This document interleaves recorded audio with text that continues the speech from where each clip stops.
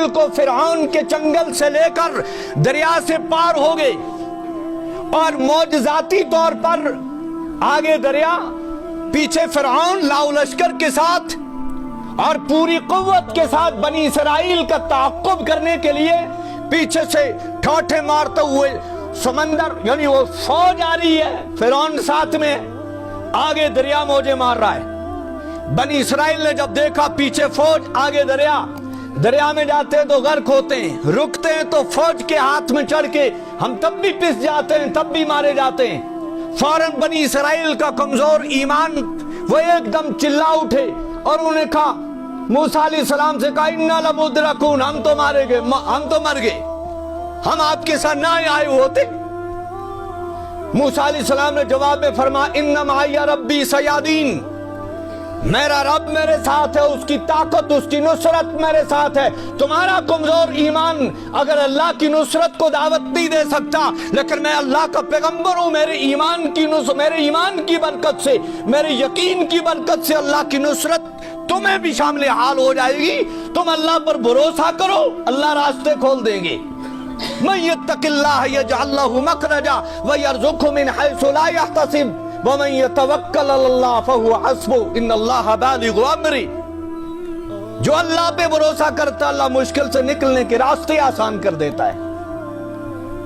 اب موسیٰ علیہ السلام کو حکم ہوا، آسا اپنا مار دے دریا پر، جو ہی مارا 12 راستے بن گئے، اور ایسے راستے بیچ میں جس طرح شیشہ لگا ہوا، یہ اس قبیلے کو دیکھ رہا ہے، سارے 12 کے 12 ان راستے دریا میں سے ایک دوسرے کا تماشا بھی دیکھ رہے اور پار ہو گئے۔ کتنا بڑا، یعنی کتنی بڑی اللہ کی قدرت کا کرشمہ انہوں نے اپنی آنکھوں سے دیکھا، اور پھر وہ دریا سے پار ہو گئے۔ پیچھے سے جب بنی اسرائیلوں نے دیکھا، وہ یہ تو بڑے راستے بن چکے ہیں، بہترین ٹنل بنے ہیں، چلو ہم بھی چلتے ہیں۔ اللہ نے ان کو غرق کرنا تھا۔